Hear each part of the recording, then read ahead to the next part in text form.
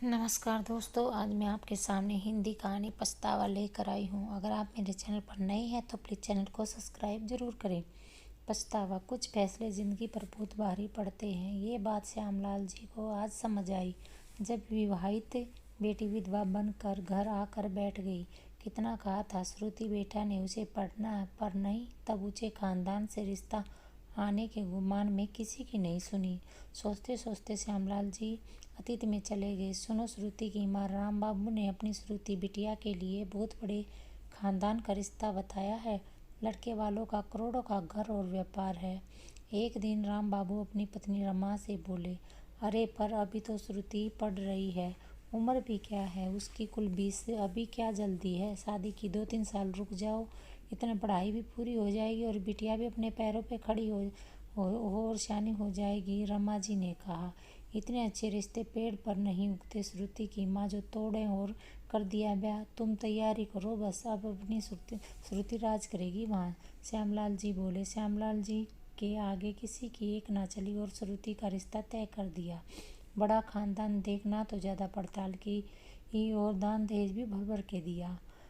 बाबूजी, इससे अच्छा ये पैसा मेरी पढ़ाई में लगा देते तो मैं अपने पैरों पर खड़ी हो जाती। एक दिन श्रुति ने श्यामलाल जी से हिम्मत करके कहा, बेटा तेरा दुश्मन नहीं हूँ, तू वहाँ राज करेगी राज। ये बोला श्यामलाल जी और काम में लग गए। श्रुति गौतम की दुल्हन बनकर ससुराल के लिए विदा हो गई। शुरू में सब अच्छा था, पर जैसे 1 साल हुआ श्रुति के बेटी हुई, तब से रंग ढंग बदल गई। अब श्रुति की उस घर में एक नौकरानी की हैसियत रह गई थी, क्योंकि श्रुति की सास और दोनों जेठानियों के कोई लड़की नहीं थी, तो घर में उनकी ही चलती थी। फिर भी श्रुति अपनी बेटी के लिए सब सह रही थी। अचानक एक दिन उस पर वज्रपात हुआ।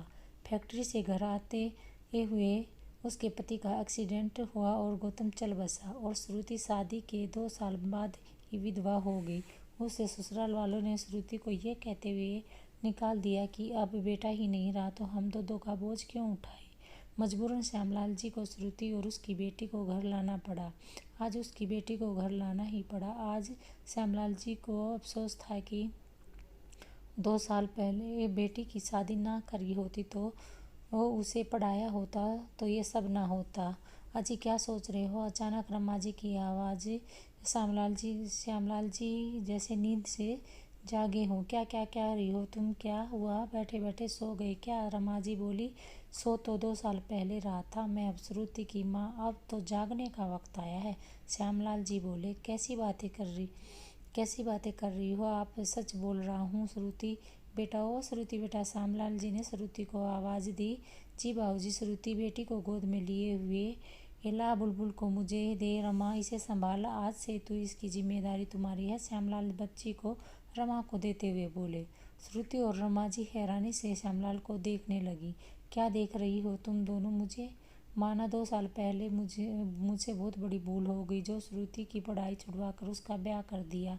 पर अभी भी देर ना हुई। श्रुति तू तैयार हो, अभी हम कॉलेज जाएंगे और तेरी रुकी हुई पढ़ाई फिर से चालू कराएंगे। मेरी बेटी अपने पैरों पर खड़ी होगी, किसी पर बोझ नहीं होगी मेरी बेटी। श्यामलाल जी बोले। बाबूजी, श्रुति बस इतना बोले और रो पड़ी। ना मेरी बच्ची, तेरे इन आंसुओं का जिम्मेदार मैं हूँ, मुझे माफ़ कर दे। श्यामलाल जी हाथ जोड़ते हुए बोले, नहीं बाबूजी, ये मेरी किस्मत है। श्रुति चाहे उतना पढ़ेगी और नौकरी करेगी, ना तो किसी ससुराल वाले के भरोसे रहेगी और ना भाई के। तू चल मेरे साथ। रही बच्ची की बात, उसके लिए मैं भी और तेरी माँ है। श्यामलाल जी बोले।